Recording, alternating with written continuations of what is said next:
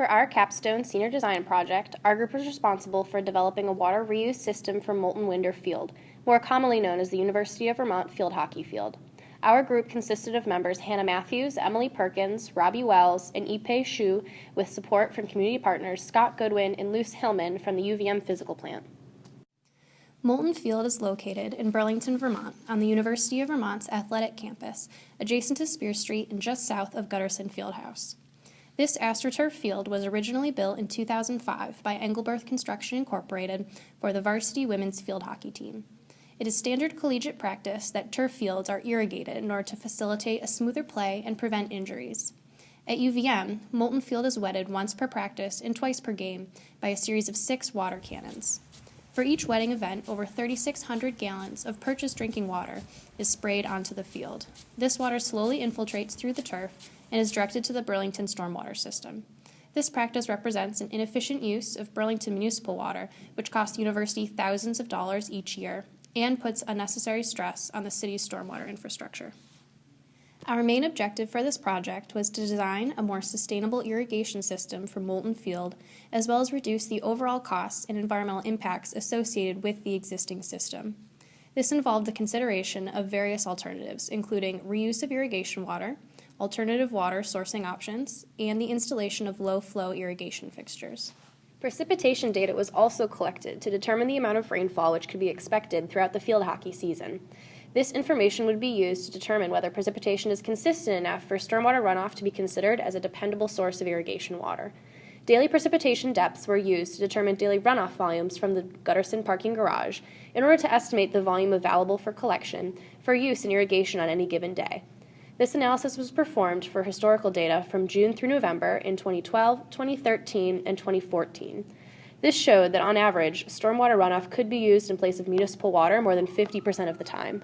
Temperature data for Burlington, Vermont was gathered from the National Weather Service to be used to estimate the portion of irrigation water expected to evaporate from the surface of the turf before infiltrating. A simplified version of the Penman-Monteith equation was used to calculate a theoretical value for evaporation in millimeters per day. This analysis considered mean temperature and dew point temperature, as well as site elevation and location. It was estimated that about 25% of the irrigation water may evaporate, leaving about 75% to infiltrate through the turf. Our group considered several different design alternatives for this project. The first option considered was the implementation of a water reuse system that would capture the irrigation water after it drains through the field and pump it back to the existing storage tank to be reused in a later application. After accounting for losses due to evaporation, it was estimated that approximately 75% of the water would be available for reuse. However, this water would need to be filtered to remove any solids that may clog the irrigation cannons. More sustainable alternative water sources were also considered, including capturing rainwater from the Gutterson Fieldhouse roof.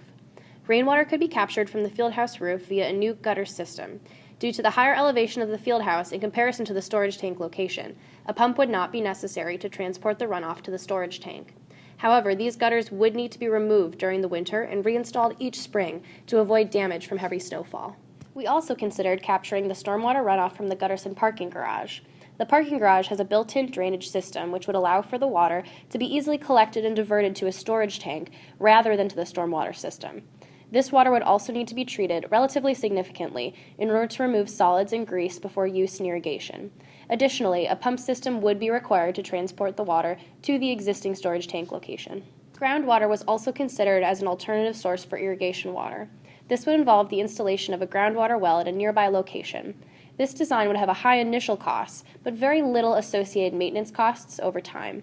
This design has the potential to completely eliminate municipal water use, but continual pumping could potentially affect the elevation of the groundwater table over time. Finally, the last alternative considered was replacing the high-pressure water cannons with a low-flow sprinkler system, which would reduce the amount of water required to irrigate the field. This design could be implemented on its own or in combination with other alternatives to further conserve water.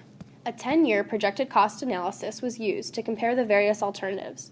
The implementation costs were considered in conjunction with the potential municipal water reduction of each alternative in order to determine the best and most cost-effective option. After analyzing each of these design alternatives, it was determined that drilling a groundwater well would be the most cost-effective way to reduce municipal water use. Just implementing a groundwater well, however, would not reduce the amount of water used or the stress on the stormwater system. For a more sustainable design, it is recommended that the groundwater well is implemented in concurrence with a low-flow sprinkler system and rainwater capture from the Gutterson Arena. Special thanks to Mr. Scott Goodwin and Miss Luce Hillman of the UVM Physical Plant, as well as Professors Dr. Mandar DeWolker and Andrea Pierce for their support and assistance throughout the project.